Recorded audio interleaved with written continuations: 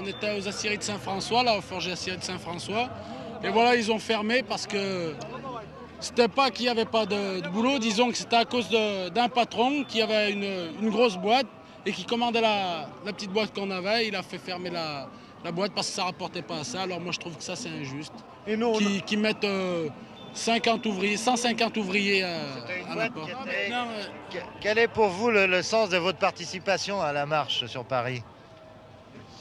La marche de l'emploi. On cherche on essaye de faire... Retrouver l'emploi qu'on avait voilà, avant. on essaye de montrer quand même qu'on se bat quand même pour une cause juste. Vous pensez qu'elle peut avoir une influence sur les décisions Je pense. du gouvernement? Je pense, oui. C'était l'idée que la classe ouvrière se batte tous ensemble, quoi. L'idée d'un mouvement d'ensemble de la classe ouvrière, parce qu'on a tous le même ennemi. Ça a toujours été étouffé, tout notre mouvement.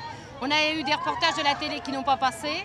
Et à la radio, on a fait un tas de choses et ce n'est jamais passé. Soit que c'est ITT qui paye pour pas qu'on passe, ou soit quelque chose. Parce que c'est pas juste, parce que notre lutte, depuis 2 mois, on est sans salaire depuis le 22 janvier. Et c'est pas normal. Il y a des couples entiers avec des enfants qui sont sans ressources depuis 2 mois. Et alors, nos licenciements sont refusés. Nulle part, ça se dit. Et c'est pas juste. Ça va être certainement étouffé. Parce que surtout que nous sommes comme des femmes, il devrait y avoir quand même plus de reportages à la télé, il me semble, puis à la radio.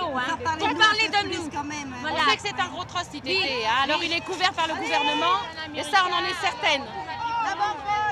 En ce qui concerne un certain nombre de sections syndicales CFDT, du secteur santé sociale de Nancy, nous avons appelé à la manifestation parce que nous pensions que c'était très important qu'il y ait une dynamique unitaire qui s'installe aujourd'hui, alors qu'il y a des luttes extrêmement dures, qu'il y a un problème du chômage, qu'il y a le problème de l'emploi et que les luttes sont émiettées et qu'il n'y a pas de centralisation des luttes. Alors nous pensions que c'était très important de participer à cette manifestation pour qu'il y ait une dynamique unitaire.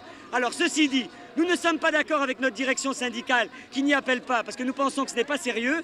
Mais d'un autre côté aussi, nous avons des critiques à formuler par rapport à la direction de la CGT parce que nous pensons que la marche aujourd'hui se passe sur des bases sectaires. Lorsque l'on voit les mots d'ordre qui sont avancés, ce ne sont pas des mots d'ordre autour de l'unité ouvrière, mais ce sont des mots d'ordre autour de renforçons la CGT, ce qui n'est pas important. Exemple concret, dans une des usines du groupe en province, à Saint-Quentin, il y a eu introduction par exemple de 4 nouvelles machines.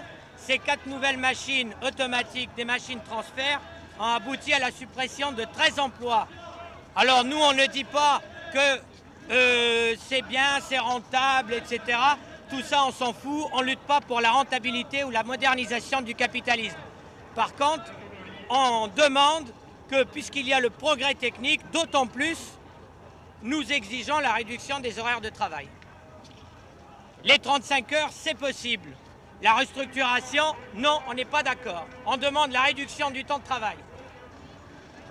On a affaire avec l'administration actuellement à une campagne sur les fonctionnaires privilégiés. Et ça nous paraît quelque chose de très important. Les fonctionnaires, vous plaignez pas, vous n'êtes pas la sidérurgie, vous risquez pas d'être au chômage. Alors qu'à côté de ça, comme vient de dire Olivier, on a tous les problèmes de dégradation, de salaire, de conditions de travail qui sont vécus très très concrètement, sans parler de la NPE où il y a un pourcentage de vacataires absolument énorme et qu'ils sont directement menacés de licenciement. Donc pour nous, l'union entre ces luttes-là nous a paru extrêmement claire. C'est pour ça qu'on a décidé tout de suite d'appeler au 23.